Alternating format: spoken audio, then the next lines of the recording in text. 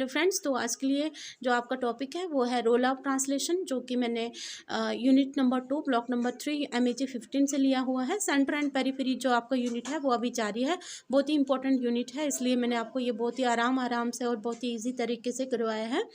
तो फ्रेंड्स, ये last topic है और बहुत ही इंपॉर्टेंट है। इस पे ये जो क्वेश्चन बनता ही बनता है। इस बार भी आपको ये दिसंबर सेशन 2023 में ये क्वेश्चन आ रखा था। तो फ्रेंड्स, एक और बात, मैं क्योंकि एक वर्किंग वूमेन हूँ और मेरे जो वर्किंग आवर्स के बाद जो मुझे टाइम मिलता है, तो मैं इवनिंग के समय आपके लिए एक फटाफट से वीडियो बना लेती हूँ। लेकिन ये नहीं है कि मैं फटाफट से बना लेती हूँ, मैं इस पर काफ़ी रिसर्च करने के बाद आपके लिए वीडियो बनाती हूँ बहुत ही ईजी तरीके से। तो फ्रेंड्स, अगर आपको मेरी वीडियो अच्छी लगती है तो प्लीज़ लाइक कर देना। तो स्टार्ट करते हैं बिना कोई टाइम वेस्ट किए हुए। तो यहाँ पे हमने बताना है कि जो ट्रांसलेशन है, मीन्स कि ट्रांसलेशन क्या होता है, जिसको हम संस्कृत में या हिंदी में बोलते हैं अनुवाद। तो इसका हमने रोल बताना है कि वो किसी भी जो लिटरेचर में, कोई भी जो लिटरेचर है, चाहे वो आपका नेशनल लिटरेचर है या फिर आपका वर्ल्ड लिटरेचर है, तो उसमें ट्रांसलेशन का क्या रोल रहता है, अनुवाद का क्या रोल रहता है। तो स्टार्ट करते हैं फ्रेंड्स इसकी डेफिनेशन से। तो सबसे पहले मैंने इसकी डेफिनेशन को ऐड किया है। तो ट्रांसलेशन एक प्रोसेस है। इसमें क्या क्या किया जाता है, किसी भी टेक्स्ट, यहाँ पे बुक होती है, किसी भी टेक्स्ट को या फिर किसी भी स्पीच को हम क्या करते हैं, प्रेजेंट करते हैं एक लैंग्वेज से दूसरी लैंग्वेज में। लेकिन हम जब भी कोई भी ट्रांसलेशन करते हैं या अनुवाद करते हैं, किसी भी स्पीच का या किसी भी बुक का कोई अनुवाद करते हैं, तो उसमें हम क्या करते हैं, उसका जो बेसिक मीनिंग होता है उसको हम चेंज नहीं करते, उसको प्रिजर्व करके रखते हैं। और उसकी जो शैली है, जिस भी स्टाइल में वो लिखा जाता है, उसी ही स्टाइल में उसको हम पेश करते हैं। इसमें हम अपने से कोई भी तोड़ मरोड़ इसमें हम नहीं करते, जैसा है उसको हम वैसा ही ट्रांसलेट करते हैं। मीन्स कि जो इसकी ओरिजिनलिटी होती है वो वैसी की वैसी ही होती है। सिर्फ हम इसको क्या करते हैं, सिर्फ शब्दों का हेर फेर होता है, हम एक भाषा से दूसरी भाषा में इसको अनुवाद करते हैं। तो अब हमने बताना है यहाँ पे कि जो ट्रांसलेशन है उसका क्या रोल है किसी भी लिटरेचर को विकसित होने में, चाहे वो वर्ल्ड लिटरेचर है चाहे नेशनल लिटरेचर है। तो स्टार्ट करते हैं। तो मैंने यहाँ पे पॉइंट्स में ऐड करा हुआ है फ्रेंड्स। अभी मुझे PDF से पढ़ाने का टाइम बिल्कुल भी नहीं मिल रहा है, तो जैसे जैसे करके मैं अभी बोर्ड से पढ़ा रही हूँ, तो फिर कोशिश कर रही हूँ कि वैसे PDF से मैं आपको पढ़ाऊँ। तो फ़िलहाल के लिए आप एडजस्ट कर लो। तो फर्स्ट पॉइंट है आपका, translated work reach large audience. अब देखो फ्रेंड्स कि जो ट्रांसलेटेड वर्क होता है, जो अनुवाद किया हुआ वर्क होता है, तो वो बहुत सारे लोग उसको पढ़ सकते हैं और सुन सकते हैं। कैसे सुन सकते हैं कि मान लो कि पहले कोई एक लिटरेचर लिखा गया था, संस्कृत में या हिंदी में लिखा गया था, तो जो लोग उसको कौन पढ़ सकते थे, जो संस्कृत जानते हैं या फिर जो लोग हिंदी जानते हैं, तो सिर्फ वही लोग उसको पढ़ या समझ सकते थे। लेकिन अब बहुत सारी भाषाओं में जब उसको ट्रांसलेट किया गया, तो उसको बहुत सारे लोग जो है वो समझने लगते हैं। ये नहीं कि अपने ही देश में, देश के बाहर भी, और अगर विदेशी भाषाओं में हम उसको ट्रांसलेट करते हैं, तो वो उसको लोग जो है वो बहुत सारे जो लोग हैं उसको समझने लगते हैं, उसको पढ़ने और लिखने लगते हैं उस लिटरेचर को। तो जैसे कि अगर मैं आपको बताऊं, हमारे जो इपिक्स हैं, जैसे रामायण और महाभारत, ऐसे तो बहुत सारी बुक्स जो है वो एक लैंग्वेज से दूसरी लैंग्वेज में ट्रांसलेट करी हुई है। लेकिन अगर मैं उनके एग्जांपल बताऊं, तो इनको विदेशी भाषाओं में भी ट्रांसलेट किया गया है। तो देखो, जो एक लिटरेचर है, जब हम उसको क्या करते हैं, एक भाषा से दूसरी भाषा में उसको अनुवाद करते हैं, तो वो लार्ज ऑडियंस के पास पहुंचता है। मतलब लार्ज, जो बहुत सारे जो लोग सुनने और पढ़ने वाले जो श्रोता लोग होते हैं, उन तक पहुंचता है। दूसरा पॉइंट आता है ग्लोबल एक्सचेंज ऑफ आइडिया।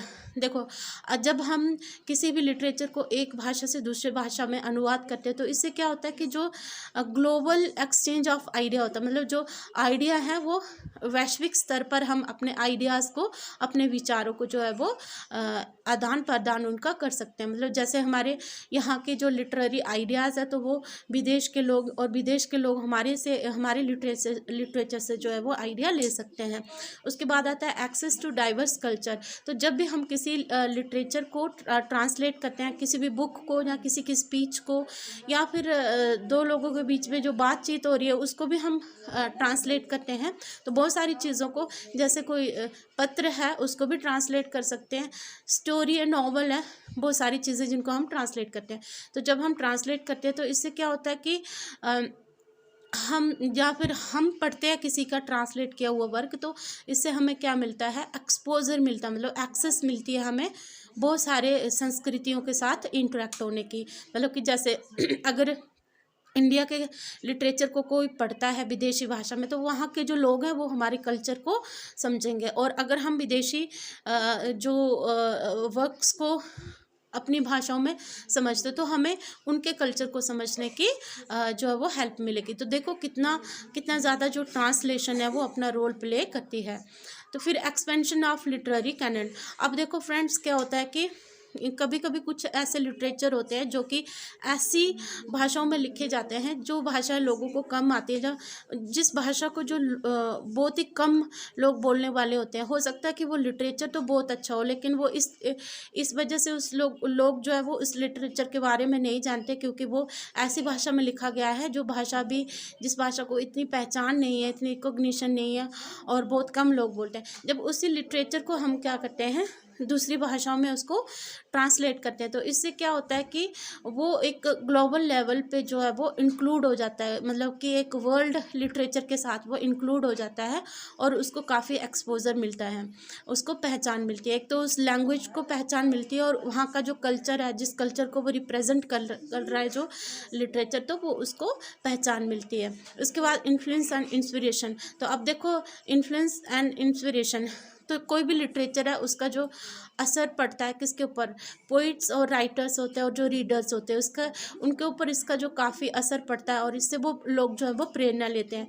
जैसे मान लो कि अगर हम कोई विदेशी जो दूसरे देशों में लिखा गया जो लिटरेचर है, जब हम उसको पढ़ते हैं तो उससे हमें और प्रेरणा मिलती है। फिर हम अपने वर्क के साथ एक्सपेरिमेंट करते हैं, हम कोशिश करते हैं कि उस लिटरेचर में से हम बहुत सारे आइडियाज़ लें और अपने लिटरेचर में शामिल करें। इसी तरह से हमारे लिटरेचर से जो है वो विदेशी लोग काफ़ी जो है वो इंस्पिरेशन लेते हैं, जहाँ ले सकते हैं, और अपने लिटरेचर में वो उन आइडियाज़ को शामिल कर सकते हैं। फिर आता है प्रिजर्वेशन ऑफ कल्चरल हेरिटेज। अब देखो फ्रेंड्स, जो लिटरेचर होता है, तो ये तो नहीं है कि जिस जनरेशन ने लिखा तो उसी जनरेशन के दौरान उस लिटरेचर को पढ़ा या समझा जाएगा।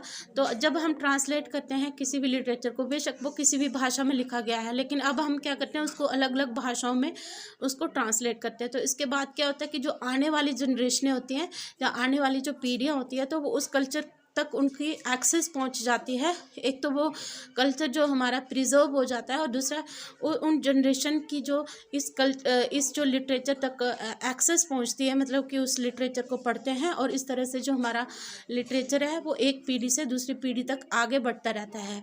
तो फ्रेंड्स, हम देखते हैं कि जैसे रामायण है, तो रामायण को तुलसीदास जी ने रामचरितमानस में उसको जो है वो रीराइट किया, मतलब उसको ट्रांसलेट किया। तो इसमें हम देखते हैं कि जो बहुत सारे ऐसे हमारे इंडिया में तो बहुत सारे ऐसे वर्क्स हैं जो 2-4 लैंग्वेज में उनको ट्रांसलेट करा ही गया है। ऐसा तो बहुत सारी भाषाओं में, लेकिन उनका वर्जन हमें अलग अलग भाषाओं में मिलता है।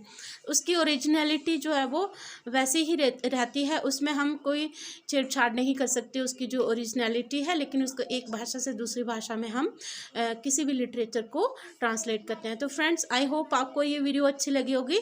तो अगर आपको मेरी वीडियो अच्छी लगी तो प्लीज़ लाइक करना, शेयर करना, सब्सक्राइब करना मेरे चैनल को। मिलते हैं एक नई वीडियो में, तब तक के लिए take care, bye bye, keep learning, keep growing.